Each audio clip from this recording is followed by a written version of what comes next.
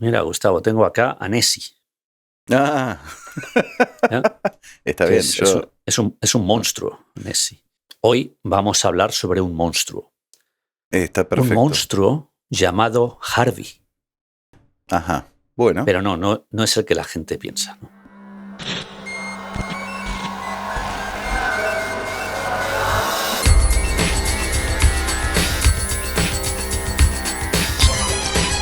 bien, sí. Estrenando. Estos son los definitivos, José. Ay, Dios, Ay, lo saco la y edad. me mata. Sí, La edad, señor. estos son los definitivos. Me hacen un poco. Sí, sí. El problema no es aquí, sino es aquí. Oh, yeah. Sí, este ojo no sirve para nada.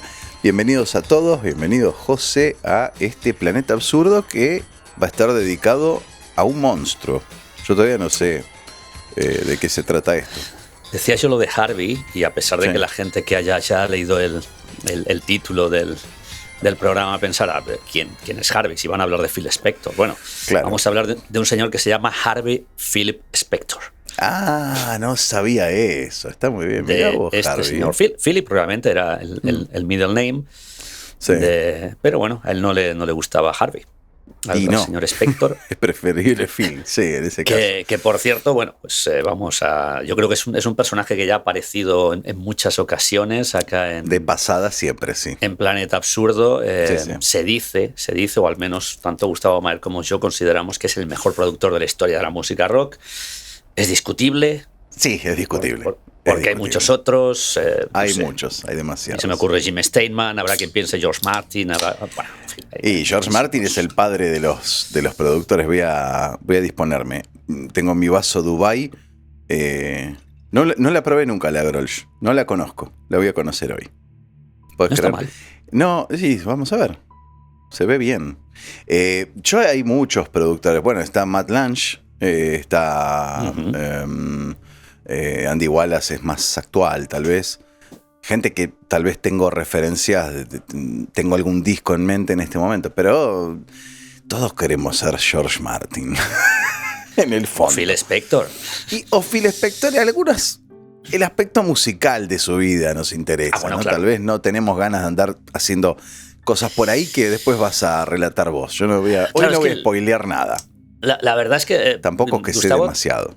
Gustavo ya me propuso, creo que fue la última semana, que a ver si una vez hacíamos un programa sobre Phil Spector. Y sí, amenazamos muchas veces.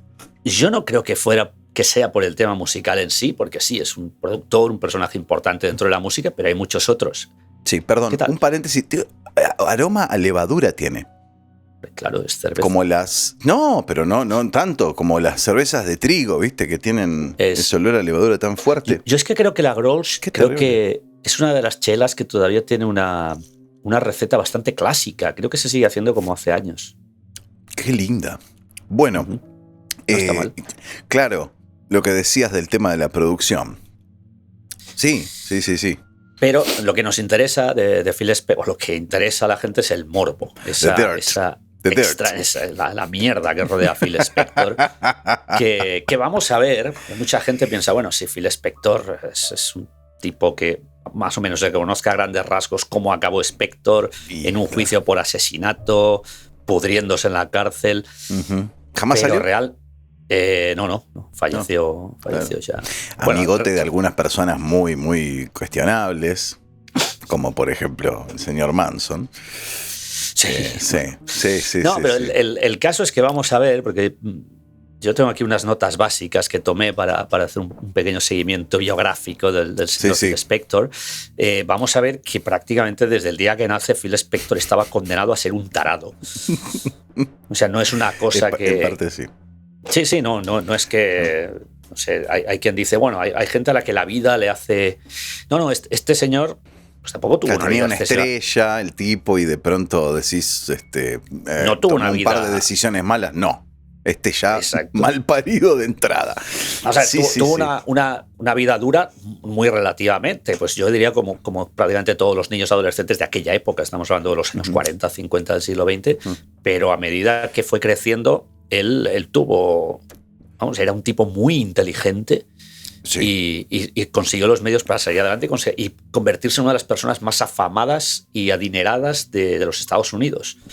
Y a partir de ahí la cosa, bueno, a partir no, ya antes. Bueno, es que es un mono con navaja. Un tipo así con plata es lo peor que hay, claro. Y realmente... Menos mal que no tuvo poder. Es lo que, bueno, lo tuvo. Ahora veremos que tuvo... relativo por eso, empecemos. Sobre personas. Bueno, por cierto, que lo de Nessie de antes no era broma. Tengo acá a Nessie. No, sí. Como siempre, pues un té de camomila con miel, porque mi garganta hoy no está... Y bueno, irás degustando el té mientras nos contás una historia de terror, porque es eso, básicamente. Mientras Gustavo Maher le da ya la gros. Qué envidia tengo ya Gustavo Maher. Harvey Philip Spector. Nacido ya la fecha, el 26 de diciembre. El día del anticristo, sí. ¿Cuándo van a ser Phil Spector? ¿El 25 o 26 de diciembre? No, en Navidad no podía ser, tenía que ser el día después. Sí, 26 de diciembre de 1939. 39, mira. Sí, nació en el 39. Hay gente que piensa que era mayor porque él fue productor.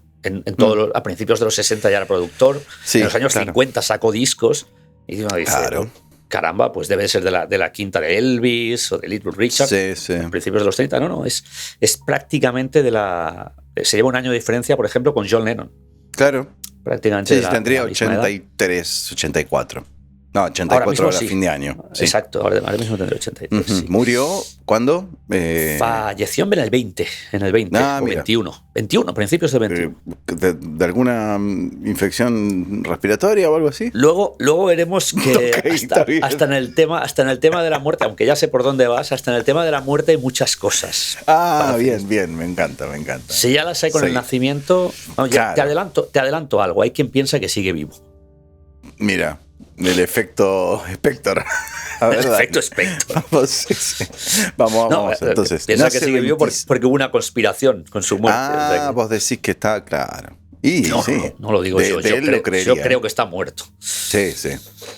Pero entonces vamos. 26 de diciembre del 39. Perfecto. Del 39, en plena Winter War. Nació, mira por dónde. Sí. Nació en el Bronx, en New York, con lo cual, bueno, pues estadounidense. Estadounidense iba a decir de pura cepa, pero realmente no. Claro, no. Realmente el apellido Spector no es ni mucho menos, bueno, iba a decir estadounidense. En Estados Unidos no hay ningún apellido, sino. Pero vamos. Spector con C, ¿no? Spector, sí. Bueno, efectivamente, es un dato interesante. Él lo escribe con C, Spector. Pero el apellido de su progenitor era con K, Spector. Es más... Ruso.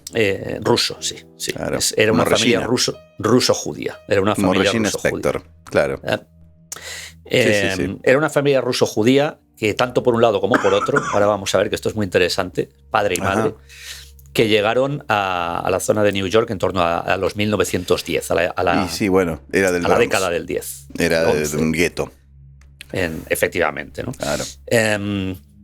Digo lo del padre y la madre, los dos son de procedencia, aunque la madre creo que era nacida en Francia, aunque de familia rusa, pero lo curioso es que los dos, padre y madre, tenían el mismo apellido. No. Sí, aunque lo escribían diferente, creo que el de la madre era Spectre y el del padre era Spector, era una pequeña diferencia, pero tenían el mismo apellido. No era tan raro. Por lo que estuve investigando el propio Phil Spector, que se perturbó mucho cuando se enteró de que sus abuelos, por un lado y por otro, tenían el mismo apellido, finalmente consiguió averiguar que sus padres eran, entre ellos, primos hermanos. Ay, claro. Hay una esto ya empieza perfila un poco la cosa. Sí, el carácter de nuestro amigo Phil. Entiendo, sí. No quiero decir nada. Hay gente, o sea, es inimputable, era genético el tema. Hay gente que surge de relaciones endógamas y son de lo más normal del mundo. Sí. Pero hay muchas posibilidades, hay un gran porcentaje de que esto a uno le afecte, tanto mental como físicamente. Sí, más allá del comentario que puede hasta ser discriminatorio en estos tiempos progresistas, falsamente progresistas. La verdad es que hay un fundamento clínico ahí del estudio de la genética. No, en la endogamia hay altas probabilidades de generar problemas, como ya vamos a ver. Pues de ahí, el día de hoy. De ahí salió Phil Spector.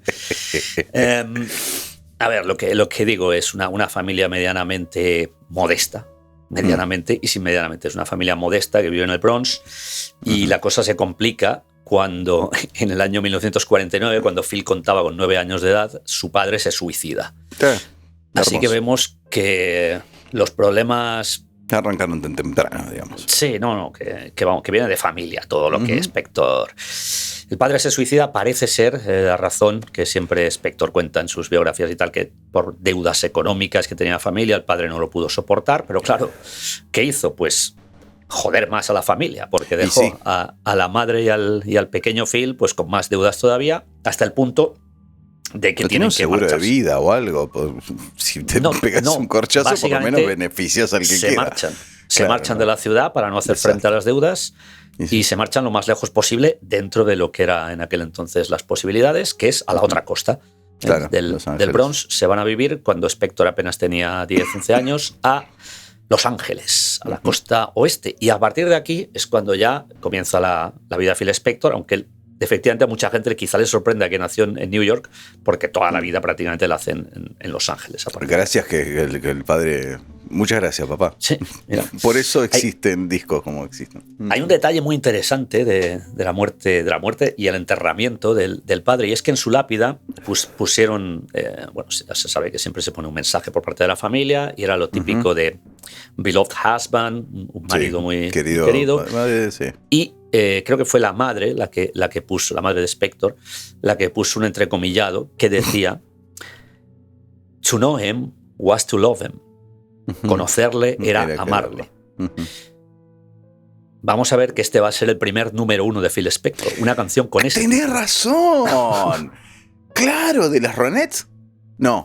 No, era de Teddy Bears. De Teddy Bears era su primera álbum. ¡Qué increíble! Tenés razón. Así que Spector yo estaba buscando a ver cuál era la gracia del... No, está muy... Mirá vos. Spector se basó en un mensaje en la lápida de su padre para conseguir su primer número 1. Curioso. Todo llegará. Increíble. Sí. Bueno, realmente es en esta época, 52, 53, cuando se mudan a Los Ángeles. Spector va a tener, y esto también aparece en muchas biografías, una dura adolescencia. Sí. Porque era hijo de inmigrantes, porque no tenía un físico agraciado, porque era un personaje muy introvertido, también hay que tener en cuenta, su padre suicidado, recién cambiado de ciudad. ¿Qué te parece? Y bueno, sufrió lo que ahora sería bullying en la escuela. Sufrió palizas. Incluso hay una anécdota que dicen que fue de lo más humillante cuando unos encuerados, los típicos rockeros de la época, le quitan la ropa, lo dejan desnudo en la calle, le pegan una paliza y finalmente, no contentos con ello, todos ellos orinan sobre él cuando está en el suelo. Divina, claro. Todo esto para nuestro amigo adolescente Phil Spector. Bueno, por eso habrá producido el Let It Be como lo hizo, tal vez, en venganza, no sé. No hay que justificar para después, sí. Así que los rockabilis te cagaron a tropas. Algo tiene que generar siempre odió el rock and roll, yo creo. Claro, entonces, sí, obviamente. Lo curioso es que a partir de esta época, a partir del año 54, 55... ya un Spector de 14, 15 años comienza a aprender a tocar la guitarra, ¿no? Es un poco, yo creo que era un poco el factor activo de compensación, ¿verdad? Cuando uno se siente humillado, se siente diferente, busca refugio, pues en este caso en la música. Y también acercarse un poco al grupo que lo agredió. Bueno, no creo que tocara rock and roll, no lo sé. No, pero puede tener un componente. De hecho, Spector, todas las canciones que hace en su primera época, bueno, en su primera y prácticamente, salvo alguna excepción que luego comentaremos, siempre fueron canciones melódicas, muy melódicas. Más basadas en el soul de por aquel entonces y bueno, no lo vamos a ver. Orquestados, orquestaciones muy grandes. Bueno, esto es muy interesante. El dato que quiero dar ahora es muy interesante porque hay mucha gente que piensa que Phil Spector es un músico de escuela. Es uno de los mejores productores de la historia de la música, es uno del mejor. Phil Spector es autodidacta. Completamente. Él venía de su madre, por cierto, no lo comenté antes, el empleo que encontró para salir adelante fue de coser, básicamente, cosía en un taller. cosía en un taller, lo cual tampoco es que remunerara demasiado. No, me imagino que no. Hay que tener en cuenta que el padre ya no estaba. Pues ahí de ahí salió Phil Spector. Creo que no. Era un hijo único. Bueno, no estoy muy seguro ahora. No estoy muy seguro. No, pero no tenía 7 hermanos, ni eso. Que sí. Que historias clásicas que uno dice, no, bueno, la madre sola crió a 6 hijos. No. En cualquier caso, yo creo que tiene mucho mérito. Igual. Ser un músico autodidacta que llegara donde llegara y además en muy poco tiempo. Por supuesto. Porque estoy contando que en el año 54-55 comenzó a aprender a interpretar, a tocar la guitarra, y ya en el año 57-58 forma sus primeras bandas y consigue que los contrate una discográfica. ¿Te parece? De hecho, no es la primera, creo que es la segunda o tercera banda que tenía, pero la primera medianamente seria, que era de Teddy Bears, que es la banda de la que hablamos anteriormente. Estamos hablando de 16, 17 años tenía. Sí, 57, 58. Claro. Sí, efectivamente, sí. 17, bueno, 17 años. Le atraía a esa edad, lógicamente, la música nueva. Y en esa época, hoy en día también, pero en esa época sobre todo se buscaba mucha novedad, mucha música para que rompa con lo establecido. Las discográficas estaban atrás de todo eso. 58, estamos hablando de la irrupción de Elvis 2 años antes, claro. El rock and roll más puro, y de hecho ya en esta época ya también se buscaba mucho soul, que era lo que Phil Spector se iba a dirigir. Este mismo año, el 58, consigue firmar un contrato con una discográfica y sacar un primer single que se llamaba Don't You Worry My Little Pet, que pasó sin más pena ni gloria, pero el segundo single, de título To Know Him Is To Love Him, fue directo al número 1. Qué bárbaro. Este single de los Teddy Bears, hay que decir. Hay vídeos, si uno los quiere buscar en YouTube. Sí. Además, es muy interesante ver a Phil Spector en aquella época. Que era él, sí, guitarrista, ¿primera guitarra o rítmico? Era guitarra acústica. Bueno. Guitarra. Yo creo que interpretaba todas las guitarras. Porque de hecho, los Teddy Bears eran un trío. Creo que era otro individuo que tocaba la guitarra y una cantante. Claro, mira que no había grabación multipista en esa época, ¿eh? Todavía. Yo supongo que los bateristas... Multipista, explico, es cuando uno puede ir grabando capas de sonidos sucesivas uno mismo, ¿no? Yo grabo una guitarra, después vuelvo al principio de la canción, grabo otra guitarra. No había técnica. Sí, en esta época solo técnica había para hacer eso. Grabación de 2 pistas. Exacto, grababan directo. No, una. Era mono. Bueno, todavía. No, grababan directamente a. Había algunas grabaciones estéreos ya, pero sí, había experimental, era. Sí. Era directo. La cuestión es lo que decía, supongo que lo que es la orquestación, los bateristas, demás instrumentos serían mercenarios, lógicamente. Sí, seguro. La banda eran estos 3, pero efectivamente, bueno, llegamos a que Phil Spector con 17 años tiene un número 1 con su banda de Teddy Bears. Por supuesto, el tema escrito por él, porque él era la cabeza pensante de la banda. Sí. Decía que si alguien quiere buscar el vídeo en YouTube, precisamente de esta canción, se ve a un Phil Spector. Acá lo ponemos. Un individuo minúsculo, pequeño, muy feo, con una cara como muy poca cosa. Incluso la cantante del grupo es mucho más alta que él. O sea, es una cosa que, vamos, no nos extraña que tuviera este complejo que tenía en la adolescencia, pero fíjense, número 1 con 17 años. En el año 59 deja la banda y bueno, la banda se deshace. No es que la deje Phil Spector, se deshace porque él ya buscaba otras miras, hasta el punto de que un año después, en el año 60, entra en una especie de academia, realmente en un estudio que tenían los famosos compositores Leiber y Stoller, que también producían temas. Y la editorial más grande de la historia, o una de las más grandes. Sí, prácticamente todos los temas rockeros de aquella época eran compuestos por Leiber Stoller. Beatles incluso ha grabado el primer disco, o segundo también, creo. Elvis. Elvis, claro. Sí.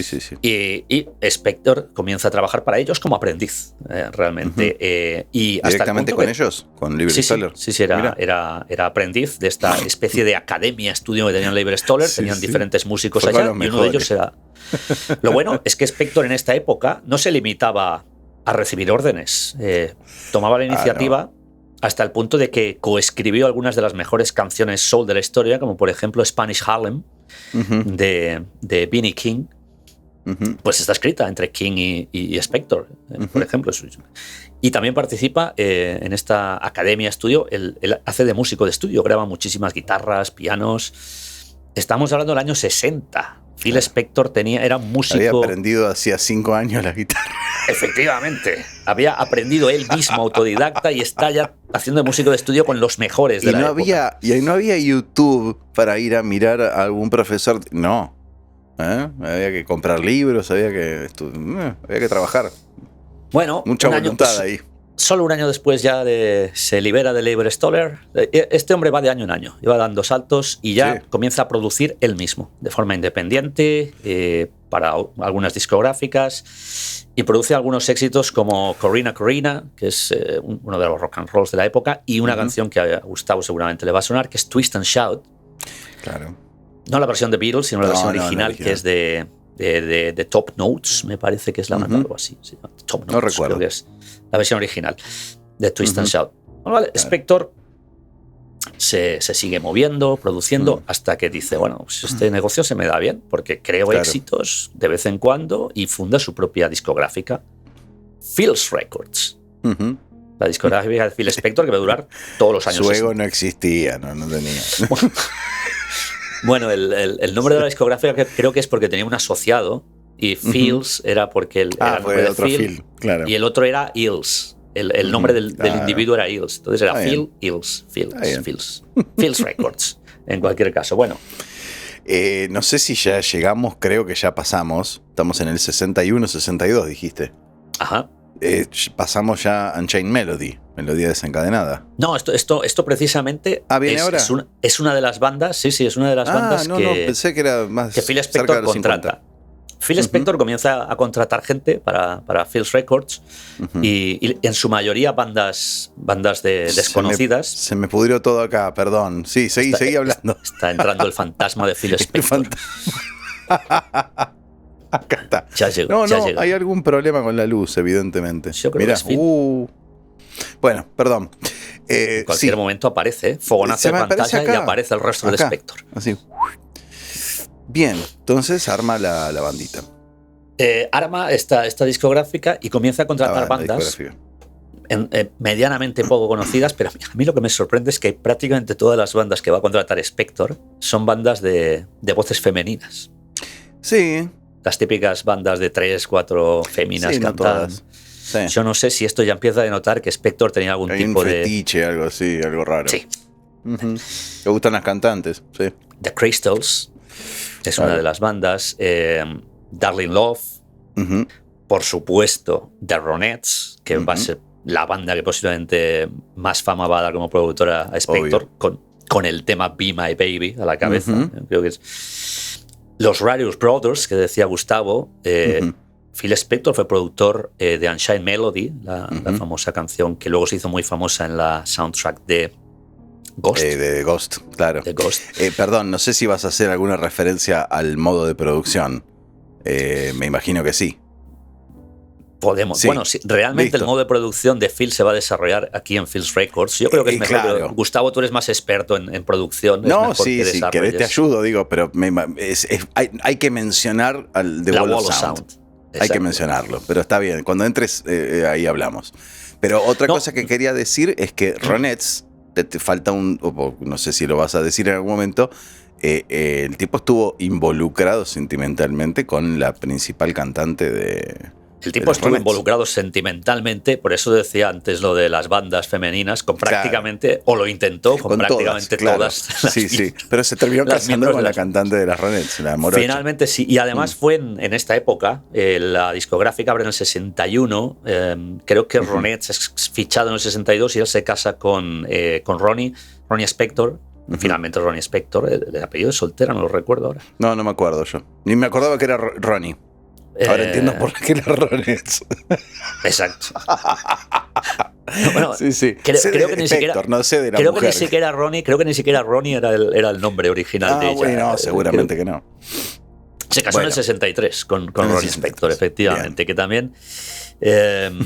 Luego avanzaremos y veremos cómo acabó aquello. Porque seguramente esa mujer sufrió. No, perdona, no. Estaba yo pensando, no. Phil Spector se casó en el 63. Con alguien. Sí, Ronnie Spector es la segunda mujer. Aquí me colé. Bueno, sí, habrá con Ronnie habido Spector, sí, alguna. porque no me salían los números. Con Ronnie Spector se casa más adelante, en los 60. Ok. La primera mujer era de otra banda, creo que era de Spector's 3, de la banda Spector's 3, que ya es el nombre de la banda también. Jackson 5 saldrá de ahí, me imagino. La cantante de Spector's 3. Y esta fue la primera mujer, pero creo que duró poco el matrimonio, no sé si 2 o 3 años. Y se casa más tarde, yo creo que ya en el 67 o 68 con Ronnie Spector. Bien, también más adelante. Más adelante, pero bueno, que la discográfica... El contacto quedó, está bien. Por cierto, decía yo antes, Unchained Melody, muy poca gente sabe que también es una composición de Spector. No sabía eso. Es de él, mirá. Co-compuesta, pero figura en los créditos de Spector. Claro. Y la última banda que contrató, me la dejé para el final, para Phil's Records, fue Ike and Tina Turner. Así que hay que decir que Phil Spector fue el descubridor de Tina Turner. Sí, claro, aunque él siempre dijo, de hecho, hay algún vídeo por ahí que sale la entrevista en el entierro de Ike Turner, que él siempre dijo que él no sentía ningún tipo de predilección por Tina, que él consideraba que la estrella de la banda era Ike y que Tina era un poco... Le acompañaba. Sí, la llevó a remolque porque Ike le pidió que entrara Tina. Así que descubridor, un poco la fuerza, ¿no? Las opiniones de Spector. Sí, le faltó un poquito de visión, me parece, pero está bien. Era muy amigo, que Ike Turner también era un personaje de cuidado. Era, sí. O sea que es para ponerlos de amigos, no me extraña que fueran muy amigos, Ike y Phil Spector. Puede ser. Son famosas las palizas que recibía Tina Turner por parte de Ike Turner, eso sí. entre otras cosas. Sí. Alcohólico, drogadicto. Y bueno, todo. ¿Qué va a ser? Bueno, sí. A partir del año 67, coincidiendo además con, más o menos, yo creo, con la boda con Ronnie, deja el negocio musical. Aquí se dice que Phil Spector tiene su primer brote psicótico. Y que empieza a sentir pánico, y decide recluirse. Por lo menos en aquella época se recluía. Años después comenzó a pegar tiros por ahí. Claro, sí. Aparte que es recluirse en esa época, ¿no? Es meterse dentro de una casa a tomar droga, no hay otra, otra vuelta. LSD, lo que sea que haya en ese momento. Sí, seguramente fue peor el remedio. Fue peor el remedio que la enfermedad. Seguro. La cuestión es que Phil deja, a pesar de que la discográfica creo que se extiende hasta el año 69, o por ahí, pero deja de grabar prácticamente bandas. Supongo que estaría disfrutando relativamente de su mujer, porque estaba como una cabra. Es más, al hilo de lo que dices, creo que es de esta época, cuando sale haciendo un cameo en un film que es Easy Rider. Sí. Y sale básicamente haciendo de dealer, sí. De dealer, vendiendo droga, Denny Hopper, sí. Y creo que es del 69 esta película. Es de las pocas apariciones públicas que tiene Phil Spector en esta época. Y sí, en esa época sí. Hasta que comienza su segunda época. Su segunda época dorada. Y es cuando se marcha. Yo me imagino que sería una recomendación del doctor, a saber qué doctor tenía, que le dice, mira, Phil, si no te va bien la cosa y ves que estás como una cabra, estás loco, tienes que cambiar de aires.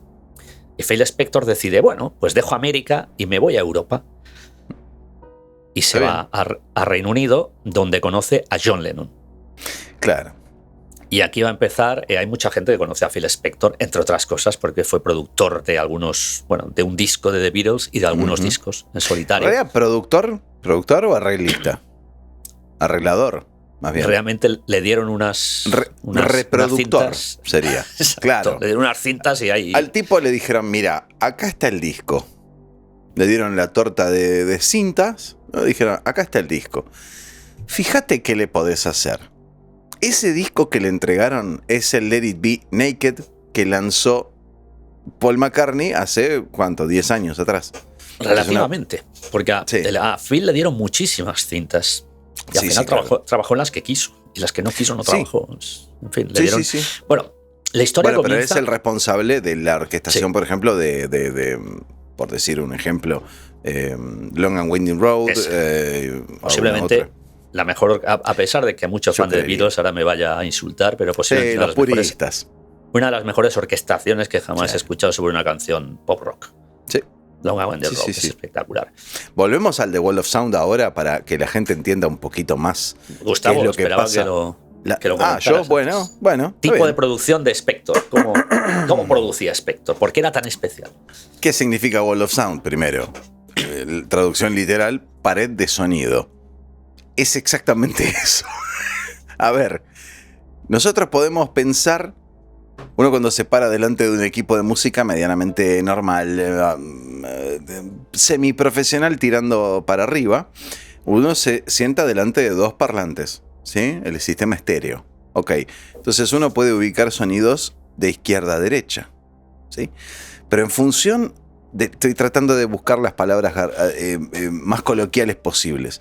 En función de la carga armónica de la música y en función del ancho de banda que ocupa un sonido determinado, no sé cómo explicarlo de otra forma, uno puede también verlo desde abajo hacia arriba.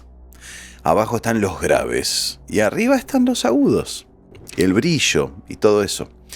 El tipo tenía en la cabeza, y muy acertadamente, que podía ubicar un sonido encima del otro y hacer que todos los sonidos que él quería incluir en una grabación tuvieran su lugar particular y específico en la banda.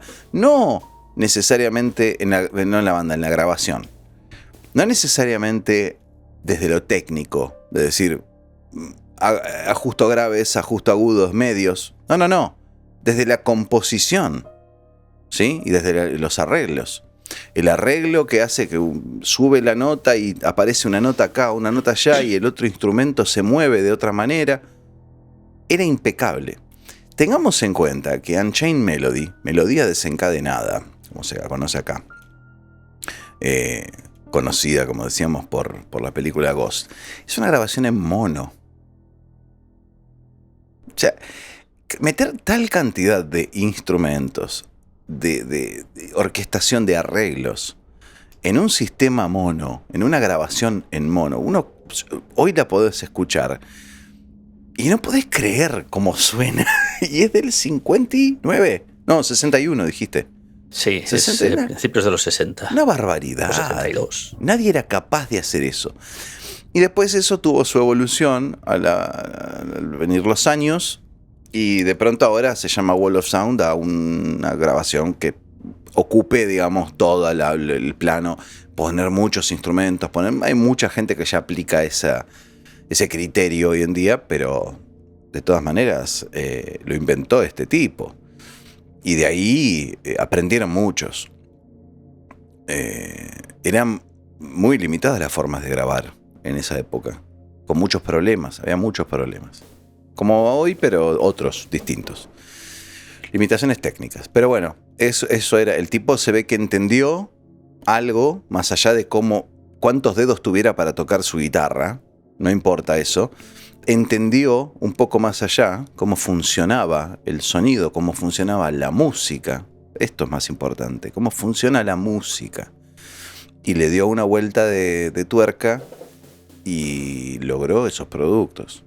Una maravilla, una maravilla. Es digno de ir a revisar la carrera de este tipo. Por eso, justamente, se lo respeta tanto. Más allá de si mató a alguien o no. Se lo respeta por eso. Phil Spector, comentábamos antes que fue un músico autodidacta completamente. Y en muy pocos años, de estar tocando una guitarra acústica, en muy pocos años estaba escribiendo todas las partituras para todos los instrumentos de una orquesta.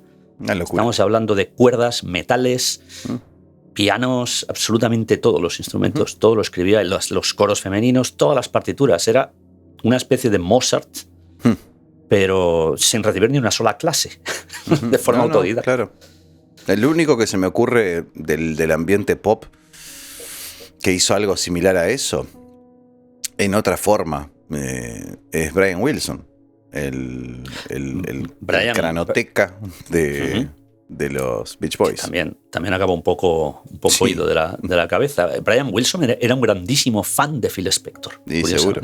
Grandísimo. De hecho, no recuerdo qué músico, es una anécdota que además sale en el film. Hay un film sobre Brian Wilson y sale esta anécdota. No recuerdo qué músico. Love and Mercy. que le dicen en un momento dado, le dicen, vas a ser muy grande. Si sigues haciendo estas producciones vas a ser muy grande. Incluso más grande que Phil Spector. Y él dice, no, más grande que Phil Spector no puede ser nada. Le dicen mirá, yo trabajé con otro. Phil Spector no tiene nada que envidiarte, le dice. No tenés nada que envidiarle. Increíble. Y ahora empieza lo que mucha gente está esperando, que es el Phil Spector perturbado. Claro.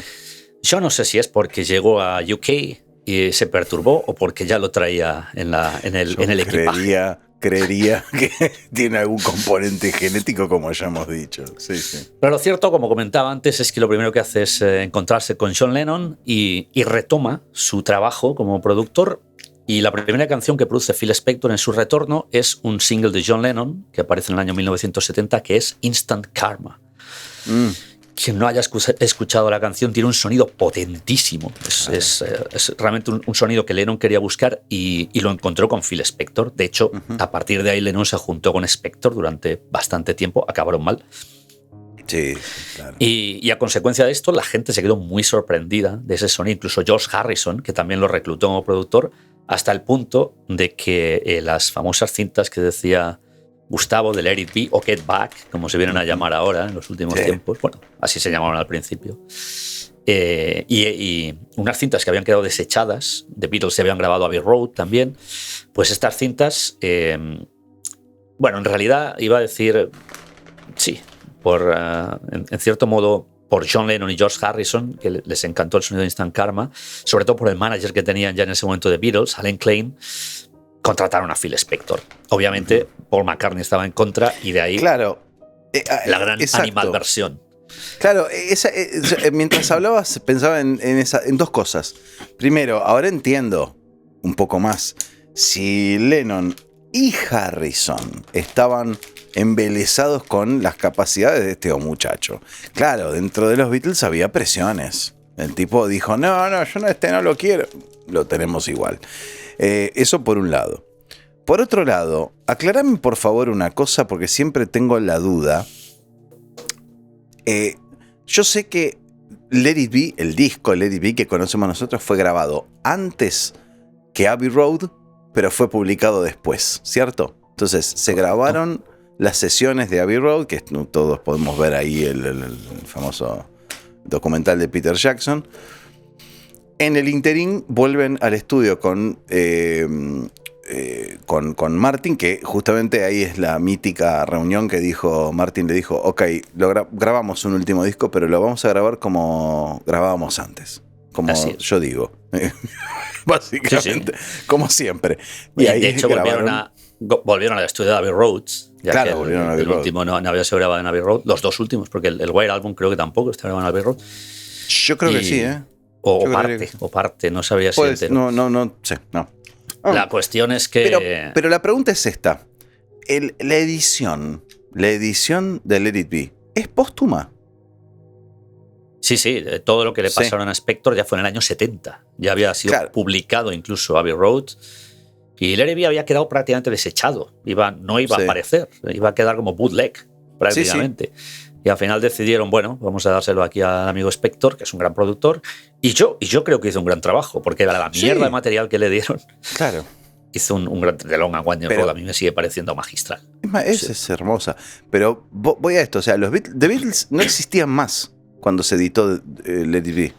The Beatles no habían firmado el finiquito cuando se editó Let It Be, sino que lo firmaron después. Realmente la banda estaba abierta, pero la banda ya no iba. Es más, las últimas sesiones de Abbey Road Lennon no apareció. Claro. Hubo algunas sesiones de Let It Be en enero del 70, que son las últimas de The Beatles, hasta que se reunieron ya sin Lennon mucho tiempo después, que Lennon tampoco apareció. O sea, Lennon ya no apareció. Quien ve el documental de Get Back se entera también que durante un par de días había dejado la banda, que era Ringo. Harrison. Sí. Harrison había dejado la banda. Era una época en la que nadie quería... Terrible. La gente tenía otros proyectos. Llámenlo que tenemos que terminar el disco. Fue así, un poco. Sí, Lennon decía, si no vuelve llamamos a Clapton. Claro, y bueno. Sí. Se quedó con la mujer y con la banda. Bien. Vamos retorno con de Spector, sí. Retorno de Spector. Bueno, pues a consecuencia de esto, del tema Instant Karma, pues finalmente se le encarga Let It Be, con todos sus pecados y no pecados. En fin, ahí está Phil Spector. Depende de la postura. Sí.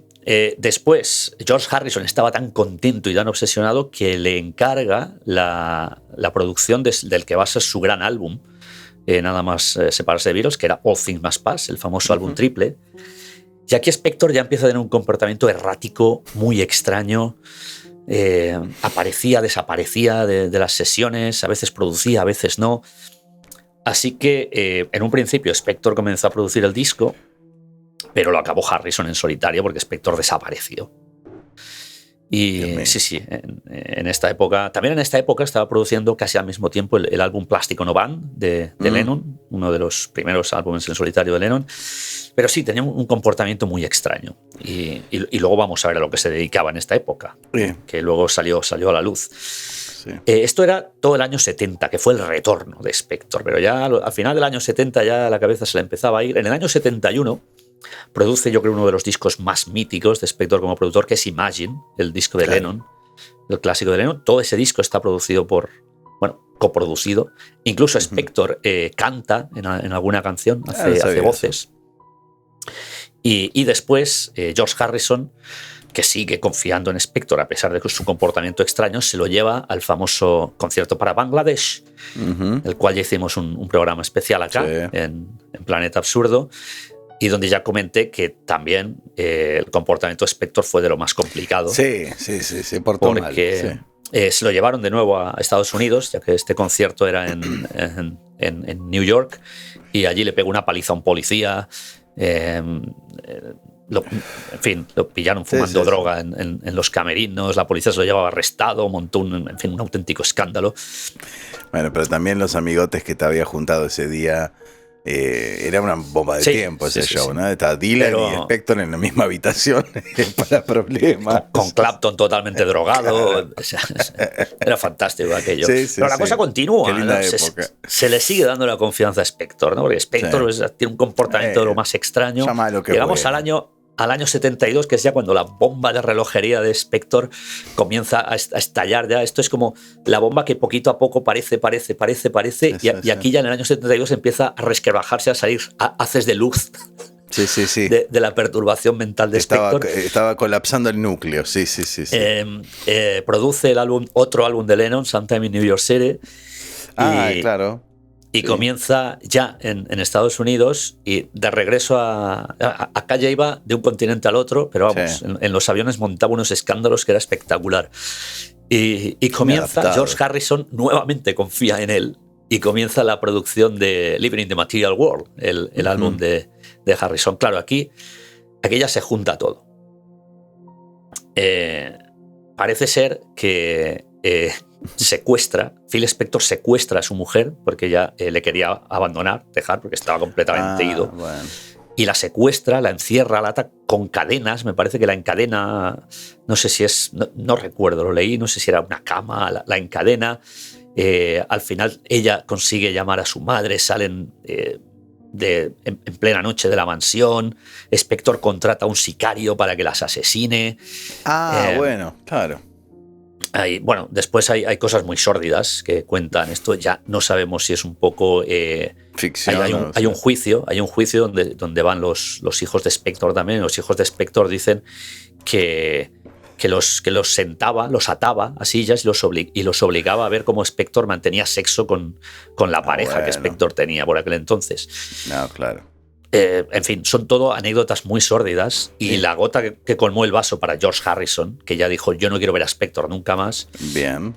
En mitad de la producción, Spector no aparece, lógicamente, una vez más, y Harrison dice: bueno, ya está bien, vamos a ver qué pasa con este hombre, lo vamos a despedir, pero no sabe dónde llevarle la carta de despido. Y finalmente lo localizan y está en la azotea de un hotel en Londres, amenazando con tirarse. Claro, ha llegado la policía al centro de Londres y está allí Spector en la azotea.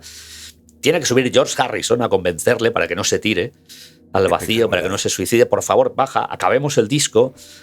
Tal, bueno, y aquel que no, que yo me tiro, venga, te voy a traer un brandy, que no, que te voy a otro brandy. Bueno, si me traes otro brandy. Al final, con el 18º brandy, finalmente claro. Phil Spector dijo, vale, me bajo.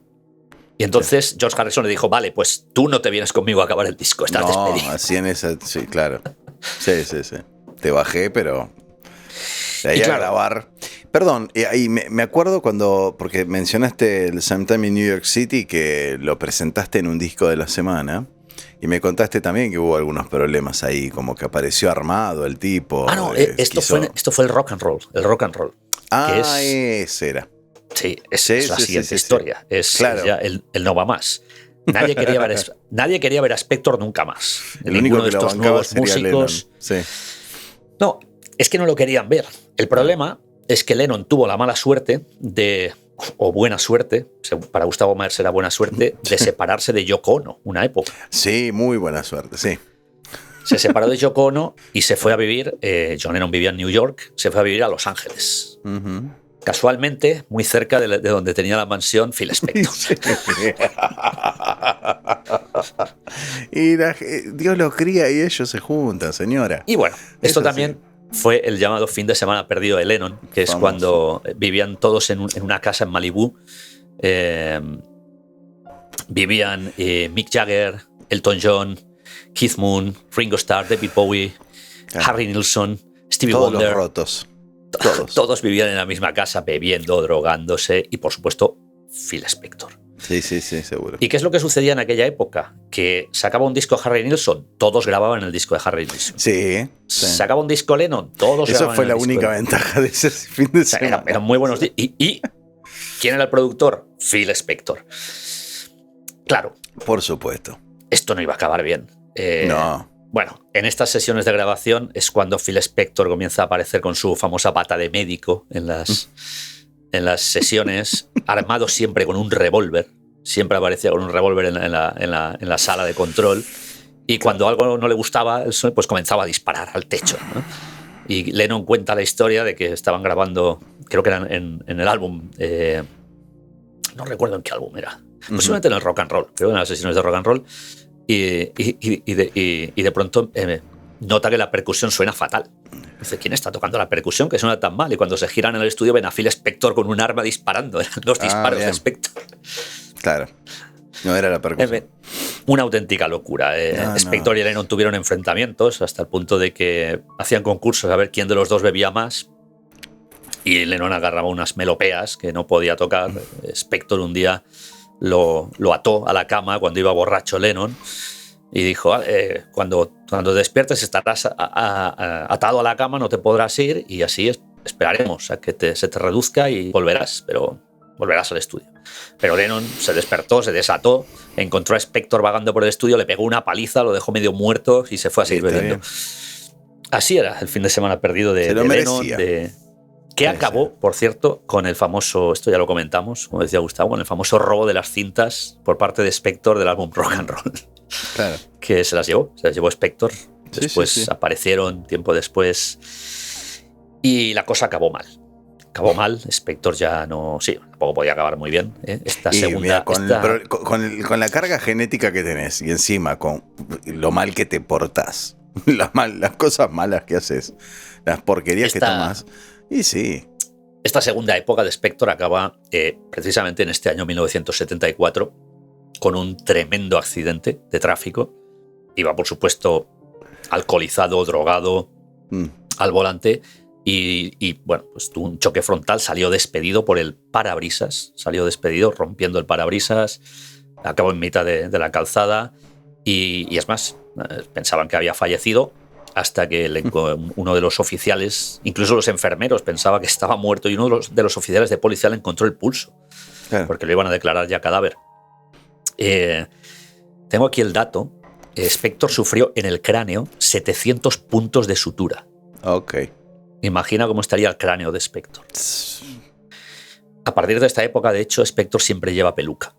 Claro, y quedó más feo que de costumbre. Bueno, si ya era feo. Ya era feo, sí. Nuevamente, bueno, pues a consecuencia de esto se vuelve a encerrar. Segundo encierro de Spector. O sea que esta segunda época incluso ¿Qué duró año menos estamos? 74. Año 1974. Y lo único que hace en los próximos años es hacer algunas producciones esporádicas, pero prácticamente sin aparecer en público. Produce a Cher, produce un álbum de Leonard Cohen también.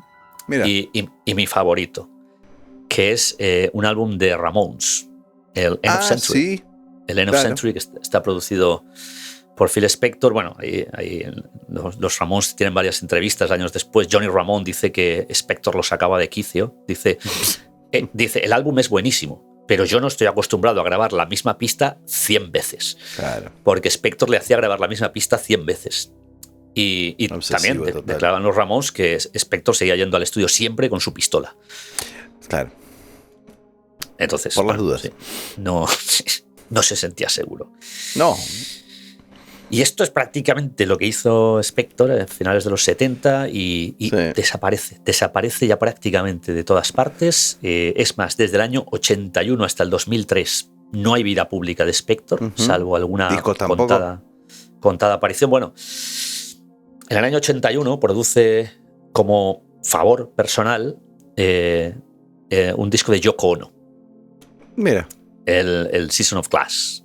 Yoko Ono contacta con él después de la muerte de Lennon. Yo sabía que eras muy amigo de mi marido, a ver si me das. Y Spector pensó que su marido era un hijo puta, que me pegó una paliza. Pero bueno. Todavía tengo las cintas de él. Y luego hay un vídeo buenísimo. Hay un vídeo que no sé si estará en YouTube. Yo hace mucho tiempo lo vi, que es de la inducción al Rock and Roll Hall of Fame. Ajá. Que la hace Tina Turner, si no me equivoco, en el año 1989.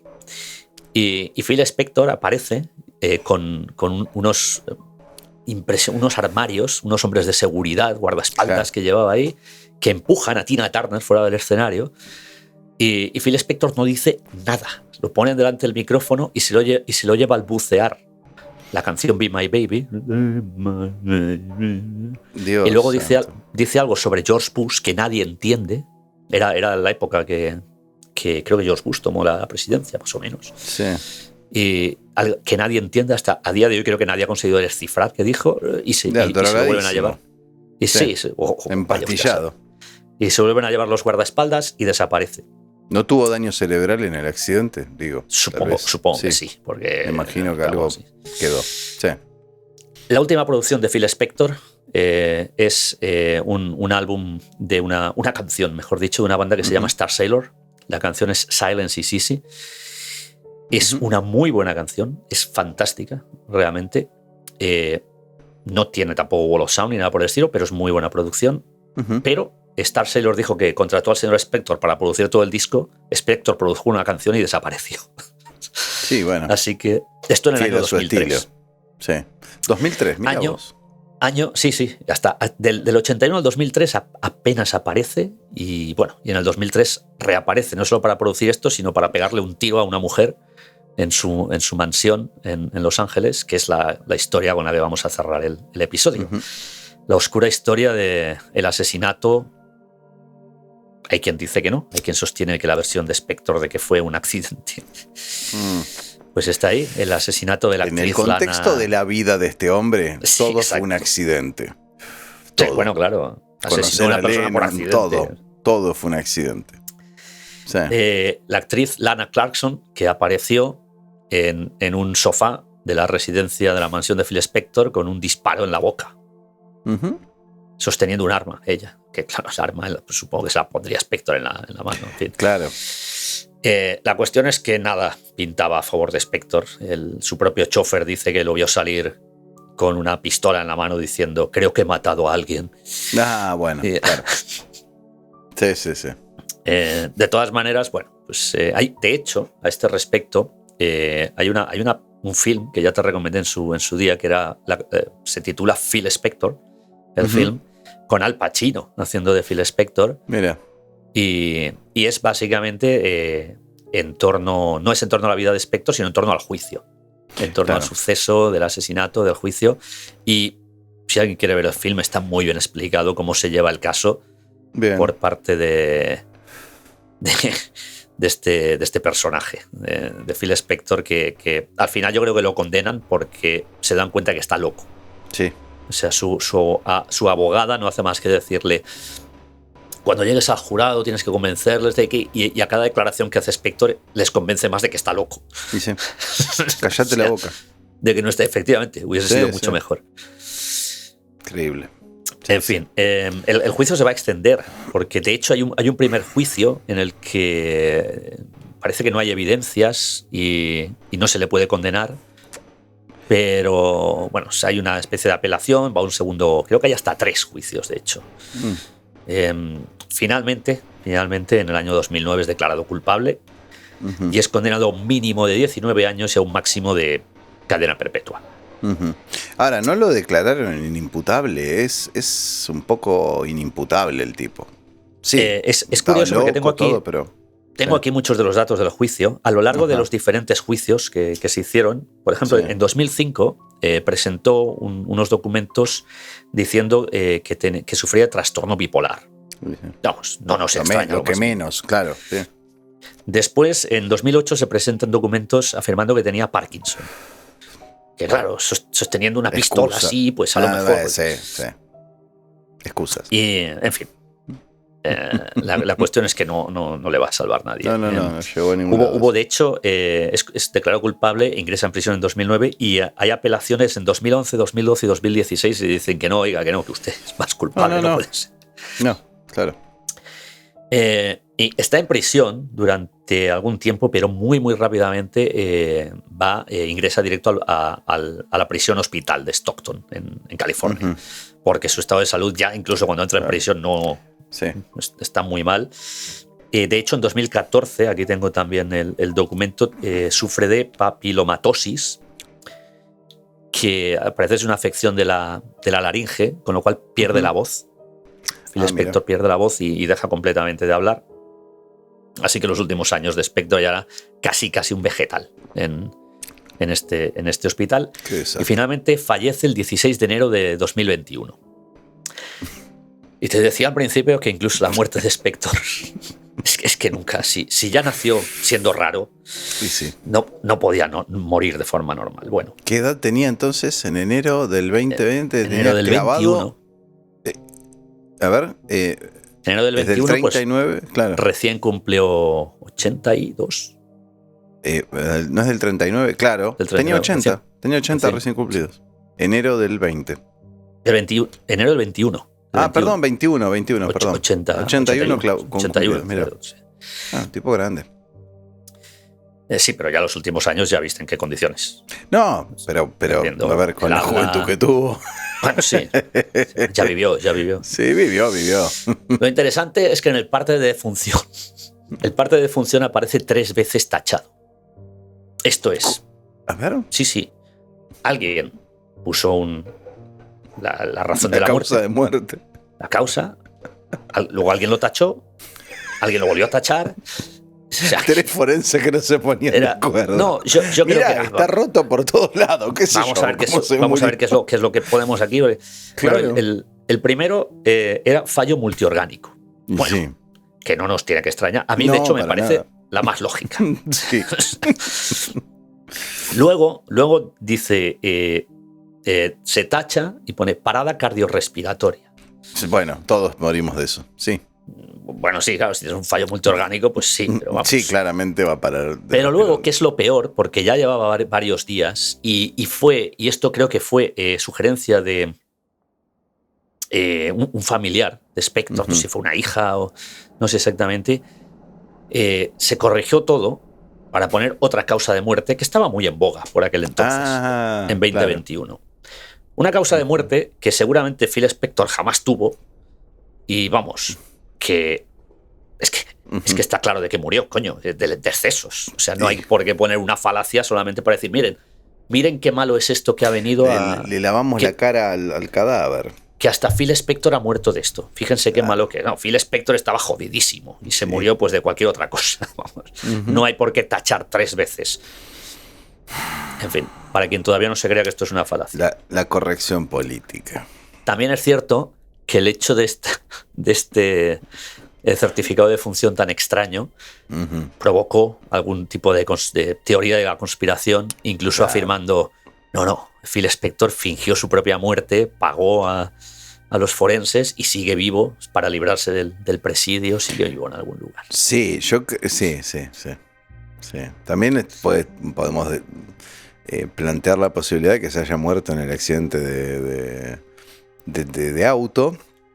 Y bueno, todo lo que pasó después, no, fue un doble. Que lo reemplazaran por Al Pacino. Claro. Bueno, era una época en la que todas estas teorías tenían, no asidero, pero estaban en boga. Lo hacían mucho. Paul McCartney es uno. Bueno, ahí está. La vida de Phil. La vida de Phil Spector. Desde luego no me digas que no es un personaje jugoso. Es increíble porque tiene elementos que hacen que uno lo admire terriblemente. Me imaginé, estaba pensando a ver algún otro ejemplo. Yo me acuerdo siempre la misma estupidez de siempre, que uno dice... Hitler era defensor de los derechos de los animales. ¿Y qué? Sí, y vegetariano. Vegetariano, claro, era vegano. ¿Qué me importa? Pero, digo, si uno toma la globalidad de la vida, bueno, no sé cuántos hemos cometido errores, pero si vivís una vida de errores, con algún destello de brillantes cada tanto, justamente esos destellos son públicos y uno dice, qué grande Phil Spector. No, señora, no. La verdad es que era un personaje bastante nefasto. Yo solo puedo decir que gracias a Phil Spector hemos disfrutado de unas canciones impresionantes. Por supuesto. De la historia de la música. Pero vamos, las anécdotas. No lo tendría de amigo. No le invito a un asado. No. No quiero que me produzca un disco. No querría, no. Déjeme, lo produzco yo, no se hagas problema. Le daría honor en el modo de producción, pero nada más. Terrible. La verdad, le podríamos hacer un gran honor al señor Phil Spector si hoy saliera en la ruleta de juegos absurdos el disco de la semana, pero no sabemos qué va a salir, así que vamos con la ruleta, por favor. Ruleta. Acá estamos con la ruleta. Bueno, hay que decir, Gustavo, que veo un nuevo color. Sí, tenemos nuevo color, el violeta, tenemos nuevo juego, el film de la semana. Le propuse a José, tal vez sí. Sería lindo, ya que hablamos mucho de música. De hecho, hay 2 juegos que refieren a... No, te diría 2 y medio. Tenemos el disco de la semana, refiere a música. Las letras estúpidas del rock o de cualquier estilo, últimamente salieron cualquier cosa. También, música. Y en los personajes normalmente ponemos algún músico. Entonces, dejémonos de joder. Podemos poner ya que nos gusta el cine, a ambos... film de la semana, y la verdad es que estamos los dos esperando que este juego surja, ¿no? Así que, pero no vamos a hacer trampa. No hay trampa. Hago clic ahora mismo y ahí vamos con la ruleta de los juegos absurdos. Y ahí pasamos, el film de la semana pasó, personaje, muy cerca, disco de la semana. No, naciones del mundo. Esto es increíble, estas cosas pasan solamente en Planeta Absurdo. Tenemos que pensar en 3 países, qué cosa increíble. No, creo que es uno solamente. Uno solo, tenés razón, es uno solo. No te preocupes. Vamos, sí, por favor. La última vez creo que hicimos Uruguay y Ucrania. Y Ucrania, sí. Así que... si vos tenés algo preparado, yo tengo una página que me guardé porque es muy interesante. ¿Vas a buscar todas las naciones del mundo y elegir una? No. Una página que dice 10 conflictos para tener en mira en 2023 y para mí es una buena fuente. Por supuesto, el asunto de Ucrania fue de los primeros, ¿no? Pero después tenemos algunas otras cosas. Vos no sé si estás listo. Sí, yo siempre estoy listo. Bueno, entonces proponeme vos. Yo primero voy a buscar un poquito acá alguna alternativa. Yo yo a Gustavo la última vez le propuse una nación que visitó, como era Uruguay, sí. Y ahora le voy a proponer una nación que no visitó físicamente, pero sí genéticamente. Y me explico. Todo el mundo sabe que el señor Gustavo Maher tiene antepasados irlandeses. Sí. Así que le voy a proponer la República de Irlanda, también conocida como Eire, Irlanda. Sí. Irlanda no es un país del cual yo tenga demasiada información, seguramente. Solo genética. Claro, la información genética, la nariz de borracho y el apellido, básicamente. Hay que aclarar que el apellido en realidad es una deformación de Omeager, ¿no? Hay varias opciones, varias posibilidades. Meaghaer. Y cuando venían acá decían Maher. Y escribieron Maher, nada más. Hay una población en Irlanda que se llama Maher, si no me equivoco, ¿no? Bueno, puede haberla. No era una población, perdona. Era, pero yo lo estuve buscando, es una calle. Hay una calle que se llama Maher Street. Bueno. Está en varias ciudades, Maher Street. Esa calle es mía. Sí, bueno. Lo que yo tengo entendido es que cuando vinieron los inmigrantes aquí se anotó cualquier cosa. Como muy habitualmente pasaba en un país como este y otros de América que recibieron migración. Y la verdad es que todo lo que conozco de Irlanda me cae simpático. No conozco demasiado. El año pasado tuve una posibilidad de ir y no pude ir. Pero me hubiera gustado. Al fin y al cabo es ir a conocer un país el cual tenés algún tipo de contacto, ni siquiera. No sé cómo llamarlo, no es contacto la palabra. Tenés una relación, pero no la hay, porque es un país que no conoces. No sé realmente qué opinar. Me parece a mí algunas cuestiones que tienen que ver con la personalidad, no solamente mía, sino de antepasados cercanos, padre, abuelo, bla, que tal vez encuentro algún tipo de similitud, algún rasgo que vos dirías, esto es bien de inglés o de irlandés. Sé que no es lo mismo. No. Pero no es lo confundir. Mismo. No, pero bueno, obviamente uno ya conoce lo que es la cosa del italiano, la carga cultural del español también. Acá en Argentina es muy común. Somos todos prácticamente hijos de italianos o españoles, nietos, por supuesto. Irlandés es una minoría, claramente. Es una minoría. Hay más franceses, por ejemplo. Acá en Argentina. O en Capital, no sé. No, en Argentina en general. Ha habido asentamientos en las provincias de distintos pueblos. Pero irlandés es más raro. Pero no sé realmente qué decirte. Tampoco es que me informo demasiado. Sé, por ejemplo, que el origen, la ciudad originaria de no sé si del apellido o de particularmente mi abuelo, bisabuelo, lo que sea, era Tipperary. Y no sé a qué cercanía tiene con la capital. Calculo creo que es está en bastante el centro. Sí, está próximo. Lo estuve viendo porque cuando me dijiste. Te lo mencioné. Sí, por si quería ir a visitarla. Creo que eran como unas 2 horas en auto desde la capital. Que no es mucho para. No, pero en para Argentina. Para Argentina no, pero para Irlanda es casi cruzar toda Irlanda. Claro, tal cual. Sí, es una provincia, un país. Pero. Sí. No sé. No tengo con qué hablar.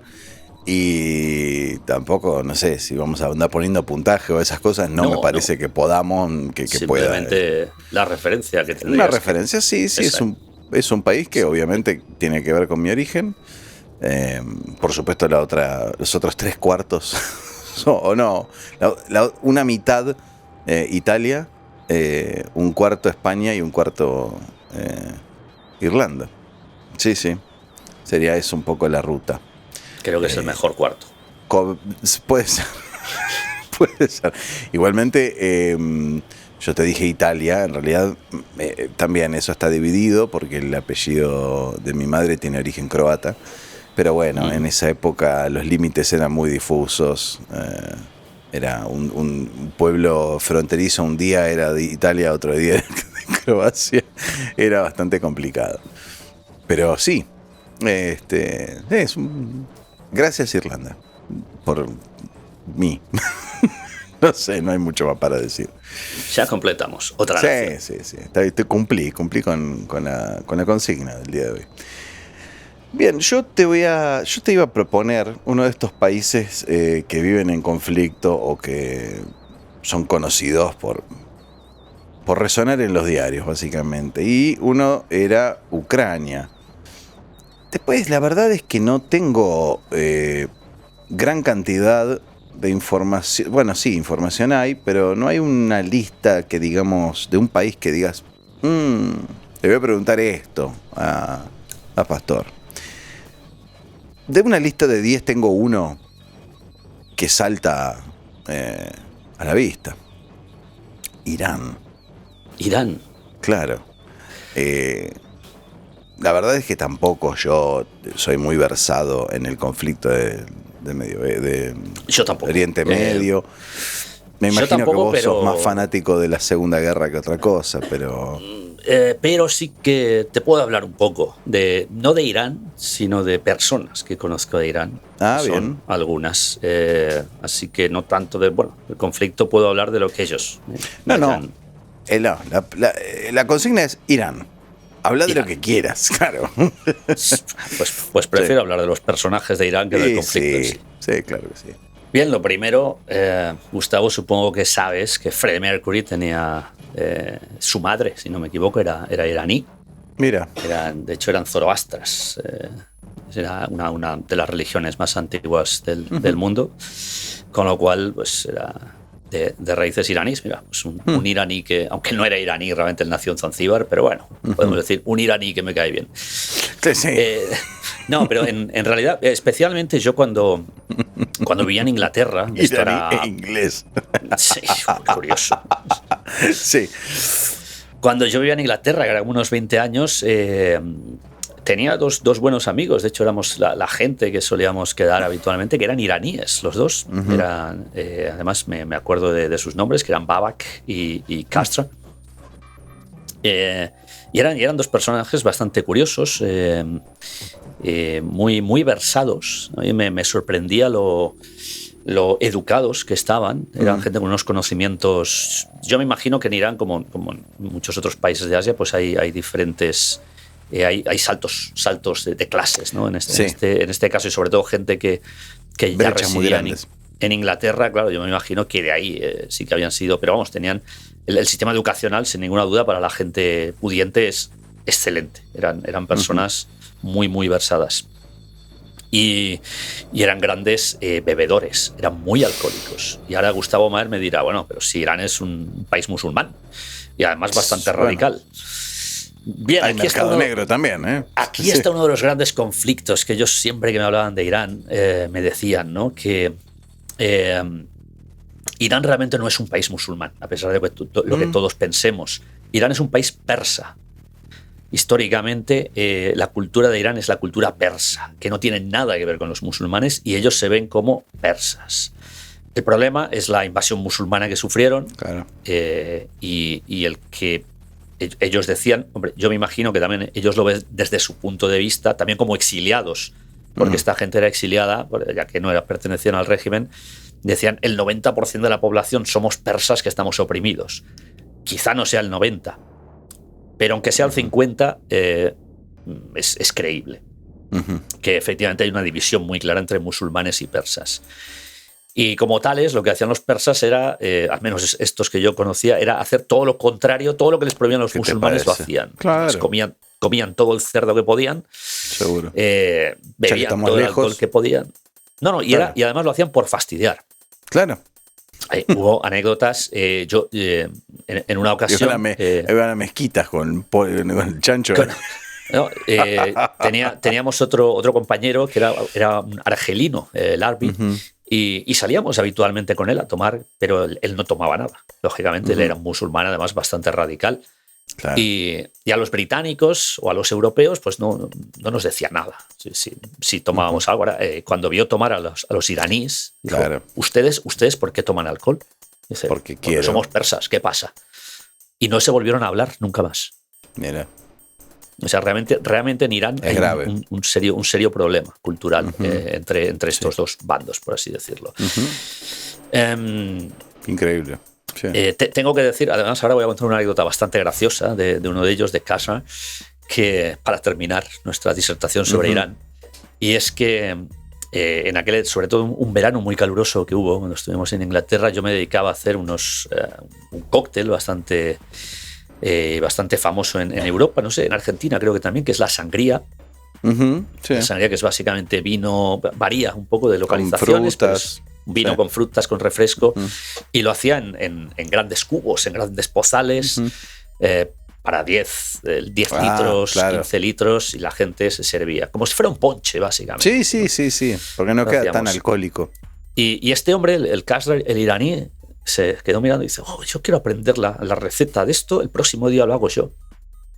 Y efectivamente el próximo día lo hizo él.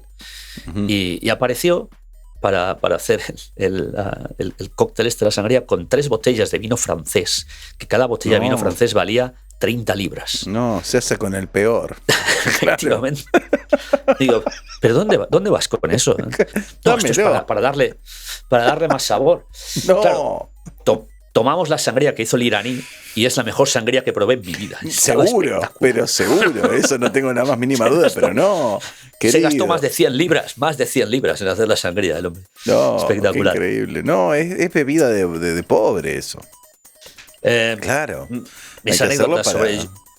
Lógicamente yo nunca estuve en Irán. A día de hoy además es un país que no se recomienda visitar, pero si tuviera que visitar tampoco intentaría adaptarme, ya sabiendo más o menos cuál es la problemática que hay, ¿no? entre las facciones. Que, por cierto, por lo que tengo entendido, es totalmente cambiante. En un momento dado son estas dos facciones, estoy hablando de hace 20 años. Sí. No sé ni cuál es la situación a día de hoy, es una auténtica locura. No, sí, es muy, muy inestable todo. Irán e Irlanda, mira. Irán e Irlanda. Sí. La última vez fueron 2 U's y ahora son 2 I's. Irán e Irlanda, lindo partido. Aburrido. Y bueno, esto fue Planeta Absurdo. Palabra clave para detectar desertores. Yo creo que algo relacionado con Phil Spector, pero cualquier cosa relacionada con Phil Spector. Wall of Sound. Wall of Sound. Claro, ahí está. ¿Ves? La única cosa buena que podemos sacar de Phil Spector. Es lo único. Wall of Sound.